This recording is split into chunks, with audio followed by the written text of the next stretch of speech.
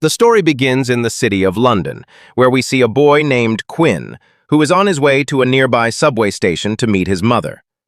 Construction work was going on there, and his mother Karen was the supervisor of the workers. Quinn and his mother were just having a conversation when suddenly a worker came over to inform them that there was a problem below. During drilling, a massive pit was discovered, which no one had expected to be there. Excited, Quinn climbed into the pit to see what was down there. As he entered the mysterious cave, flames suddenly started erupting from the floor. Quinn was shocked to see this, but then the walls of the cave began to shake. Quinn figured out that there was actually a gigantic creature there. The very next moment, the creature suddenly spat on Quinn's face. He quickly ran out of the cave to tell his mother about it. As soon as Karen saw Quinn's face, she panicked and rushed to wash his face. In her worry, she didn't even pay attention to what Quinn was trying to say. The other workers also sensed that something very strange was inside that cave. Suddenly, the entire structure of the subway station started trembling, and the gigantic creature spewed terrifying flames into the tunnel from its mouth. Karen immediately tried to get Quinn out of there. Quinn was still trying to explain that he had seen a strange, giant creature inside the cave, and soon, the proof appeared right before everyone's eyes in the form of a massive dragon, which began violently shaking the elevator structure. Karen received a severe injury to her head and died on the spot. That dragon was just one of many that emerged from the mysterious cave, and soon they took over the entire planet. About 18 years later, humanity was on the brink of extinction, and even the dragons were starving due to the lack of food. Now we see a grown-up Quinn, living with a group of people in a deserted castle near the border of Scotland. These people consider Quinn their leader and respect him a lot. But in a time filled with dragons, survival was extremely difficult. Now, due to food scarcity, people were being pushed toward rebellion. One of the men living in the castle gathered a group, planning to harvest their crops early because the food shortage was getting worse. When Quinn found out, he stopped them and said the crops weren't fully ready yet. He asked them to wait a little longer, or else in the near future they would have even less to eat. But the man named Eddie argued back, saying, "If we don't eat today, there won't be a future at all. And what kind of future? Even the communication we had with the remaining groups broke off 2 days ago. Maybe they were killed by the dragons." Quinn stood firm on his decision and didn't allow them to leave. He even confiscated all the vehicle keys. Tension was rising on both sides when Quinn's best friend Creedy arrived. At that moment, Eddie was shouting, "Is this castle a prison?"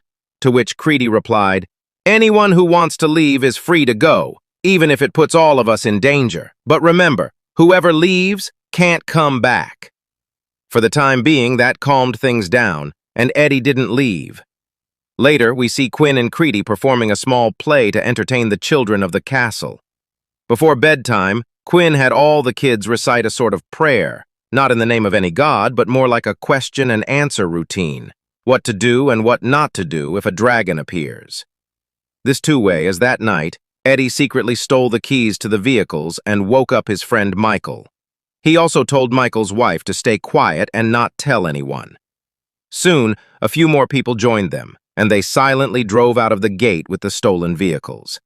A little later, Quinn woke up to the sound of wind. He found a little boy, Liam, sitting scared in the hallway. Liam asked if the sound was that of a dragon. Quinn calmed him and said, "It's just the wind." He brought Liam to his room until the boy felt safe again. Meanwhile, the noise of birds outside startled Barlow awake. By then, Eddie and his group had already begun picking and eating tomatoes in the fields. But suddenly, Barlow saw something strange in the sky. He triggered the alarm to alert everyone. Hearing the alarm, Michael's frightened wife decided to tell Quinn the truth. Out in the fields, Eddie saw dragons spitting fire and killing people. Terrified, he ran to save his family. He soon found his wife, Rachel, but tragically their son couldn't be saved. Eddie saw that Michael's face had been burned. While trying to escape, one of their companions, Matt, also died, and they soon had come in for the same character. Warren generally is trapped in the middle of the burning fields. Just in time, Quinn and Creedy changed their minds about not helping and arrived to rescue them. Dawn was assigned to operate the automatic weapon mounted on the vehicle. But when the dragon blocked their path and unleashed its fire, poor Dawn lost his life. Back at the castle, Quinn decided he wouldn't fight Eddie. After all, Eddie had just lost his son. But the situation had gotten worse because the crops were completely destroyed in the attack. The next day at the castle, a man named AJ heard some voices on the radio and alerted Barlow. Barlow saw tanks approaching the castle from a distance and immediately sounded the alarm. Every person in the castle was given a weapon for safety, and Barlow calculated that their ammunition was now on the verge of running out. Creedy believed that perhaps the approaching people didn't intend to attack, and said they should be happy that there are still others alive besides them. But as soon as the vehicles stopped, Creedy had to take back his words. These people had come from America and their leader was Van Zan. Van Zan explained that they had rebuilt an aircraft and reached here, although the landing wasn't successful and they lost around 100 men. For now, they only wanted to spend the night there. Quinn gave them shelter, but he couldn't fully digest Van Zan's story about the plane because flying an aircraft under the reign of dragons was nearly impossible. Van Zan dismissed Quinn's doubts and said, "I know the dragon's weakness. In the evening, their eyesight gets poor, and that's when they can be killed." As proof, he showed Quinn a dragon's tooth, which he considered his hard-earned trophy. Seeing this, Quinn was impressed and gave the order to let the vehicles inside. However, Creedy felt uneasy with Quinn's decision, and he even laughed at Van Zan's dragon-slaying claim. After all, the last time a dragon was killed was 18 years ago, that too by the army, back when armies still existed. Creedy's laughter quickly faded when Van Zan's helicopter tore through the skies and arrived. Van Zan introduced them to a female pilot named Alex. Alex called her companions the Archangels because they jumped from helicopters without parachutes to attract the dragon's attention. Creedy still found all this childish and even laughed at the idea of trapping a dragon in a net. But Alex didn't like his attitude. Quinn told Creedy they needed to be cautious, as he didn't yet fully trust these new people. That night, Alex and Quinn were talking in the kitchen, where Alex asked him about the boy who was always with him. "Is he your son?" Quinn told her the boy's name was Jared, and he had been with Quinn since he was 3 years old. Quinn and Creedy were leaving that place in search of a shelter when they found Jared, who had been trying for days to wake his dead mother. Quinn couldn't bring himself to leave the boy alone, and took him in. Alex said to Quinn, "You're very kind. If it had been any other man in your place, Queen, not taking the child's headache into account, took the opportunity and asked Alex, 'What are American soldiers doing here, having crossed the entire ocean and come to the UK?' Not getting caught in her trap, Alex replied, 'This question should be asked to Commander Von Zane.' At that moment, Barr again declared an emergency, sounding the alarm. Seeing the American soldiers' discipline and skills, Queen felt embarrassed in front of her own security system. As soon as the alarm went off, helicopters took off, trucks hit the roads, and 3 men on their motorcycles formed a triangular position while advancing towards the target. It was now time for Alvarez to become the Archangel. This meant he would jump out of the helicopter without a parachute to divert the dragon's attention. The dragon immediately came after the helicopter. Vaughn was worried because the third point for surrounding the target had still not been set. Queen, using her binoculars, saw the dragon flying above the castle and the motorcyclists climbing up the hill. At the same time, Von Zane and the rest of the soldiers' conversation over the radio revealed to Ajay that the third motorcyclist had lost his life. As soon as Queen found out, she mounted her horse and headed towards the fallen motorcyclist to help complete the triangle. Without the third motorcyclist, locating the dragon would be impossible, and without knowing its location, everyone in the helicopter would be in danger. Queen reached the hilltop, found the fallen motorcycle, and updated the location of the third signal. As soon as the triangle was completed, the dragon's location was pinpointed. Alex saw that the dragon was right behind the helicopter and attacked it. Without any prior warning, Alvarez jumped into the air, followed by his 2 companions. Alex guided them over the radio, and the dragon followed Alvarez, who looked like a human missile. From directly behind the dragon, Gideon and Jefferson attacked it with a net, but the dragon soon freed itself from the net.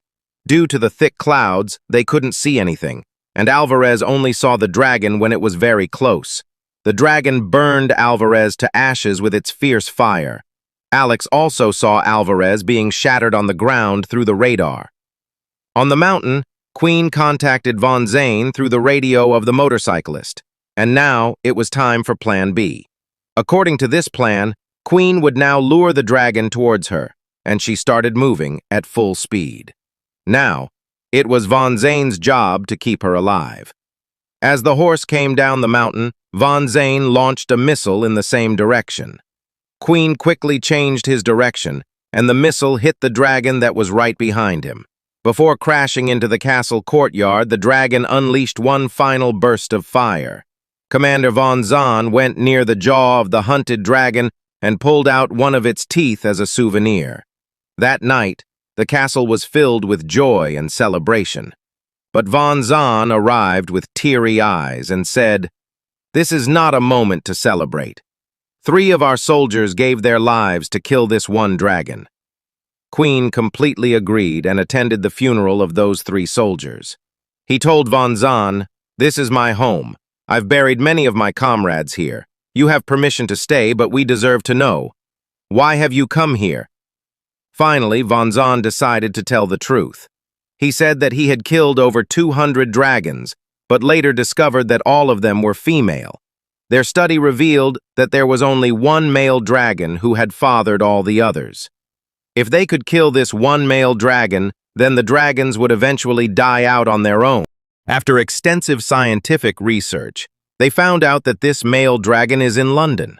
That's why Von Zahn crossed the entire ocean with his army to come here. Hearing the word, London, Queen refused to be a part of the mission. Because whoever goes to London ends up being chased by more dragons on the way back, and the dragons track them to their hideouts, which puts everyone living in the castle in danger. This led to an argument between the two, and Von Zahn walked away. Alex asked Queen privately if there was any other reason for not going to London. Then Queen revealed that the same male dragon had killed his mother. It's much bigger than all the other dragons. Just then, Ajay arrived with the news that Von Zahn was gathering people in the castle to give a speech, and 4 to 5 people were already ready to go with him to London. Enraged, Queen rushed over and punched Von Zahn. A fight broke out between them. Von Zahn, filled with anger, started beating Queen badly until the American soldiers stepped in to stop him. Alex felt sorry for Queen and handed him a bottle of medicine for his wounds. Von Zahn began preparing to take more people with him. Even Jared was secretly getting ready to leave with the Americans. Queen saw him and tried to stop him, saying he would make Jared the head of the castle, just like Jared had always wanted. But Jared said that now he wanted to become an archangel. Von Zahn left with his army and several people from the castle to fight the male dragon. Meanwhile, Quinn went towards the fields to gather the remaining crops. A little later, Jared also arrived there. He had decided not to go with the Americans. A terrible stench of the dead dragon had spread throughout the fields. Quinn explained that it was this smell that kept the dragons away. At night, Quinn went near the dead dragon to check whether it was male or female. When he saw that it was indeed a female dragon, he started to believe what Von Zahn had said. When Von Zahn's army reached London, they found debris scattered across thousands of kilometers. The entire city was filled with dead bodies. This terrifying sight shook everyone. Suddenly, flames started appearing from the darkness. Von Zahn gave the order. There was no time to measure or plan anything now. They had to attack immediately. Although reluctant, everyone prepared for the attack. Soon, evening turned into night. The dragons could now see clearly, while the humans struggled to see anything in the darkness. They could only fire blindly. Within seconds, the enormous male dragon appeared and engulfed the entire convoy in flames. Alex grew increasingly worried as no one was responding on the radio. In reality, AJ had heard their calls and realized that something had gone terribly wrong. When Alex reached the site of the attack, she found that only Von Zahn and a few others had survived. In a very weak condition, Von Zahn told her that it was the same male dragon who had attacked them. He was so massive that he burned everyone in one go. He didn't even need to come back again. Von Zahn now remembered Quinn's words and realized the castle was in danger. At that moment, Quinn was still outside the castle when the male dragon arrived and began wreaking havoc. Everyone started running in all directions. By the time Quinn reached the castle, it was already engulfed in flames. He saw the dragon flying directly above the castle. Quinn waited until the dragon left, then started screaming desperately, trying to find his people. Jared arrived and began trying to put out the fire with a fire extinguisher. Soon they found Creedy as well, and together they started moving the children to the basement. After reaching the basement, Quinn wanted to go back up to bring the remaining people, but instead Creedy decided to go. Just then the dragon attacked again. The two friends didn't even get a chance to say goodbye. Creedy sacrificed his life to save everyone else. The basement door shut with a bang. Now Quinn was completely devastated. He wanted to go back upstairs to save his friend No Mot Warriort, but deep inside he knew that now nothing could be done. And then he also had to take care of the children. A few hours later, Alex and Van Zan came there and brought everyone out of the basement. Van Zan admitted that Quinn was right, and because of him, people had died both there and here too. But that didn't mean Van Zan had given up. However, he was surprised to hear that now Quinn wanted to fight. Now Quinn had made up his mind that it was time for a final battle with this devil. How long would they keep living in fear like this? Making Jared in charge of the castle, he shared his plan with Van Zan and Alex. That evening, the three of them flew in a helicopter along the river and reached the heart of London. The city was completely destroyed, and now it was ruled by the dragon. Alex believed that moving forward meant losing their lives. But Quinn explained that he had grown up in London and knew the underground paths very well, which would make it easier for them to proceed. Just then, many dragons started flying in the sky in a panicked state. The three couldn't understand what was happening because the dragons hadn't seen them, nor were they attacking. Then suddenly, the male dragon appeared in the sky and devoured a female. The male dragon had become so hungry that it had now started feeding on its own species. Seeing this, all the female dragons fled far away, which gave the three of them a perfect opportunity to move ahead. Passing through the city tunnels, they reached the same subway station where Quinn's mother Karen had died.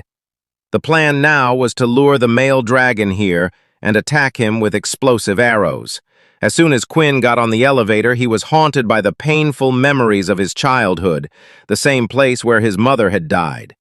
Understanding the situation, Van Zan encouraged him by saying, "Turn your pain into strength. Use this anger to burn the dragon to ashes today." Soon, Quinn climbed up with full energy.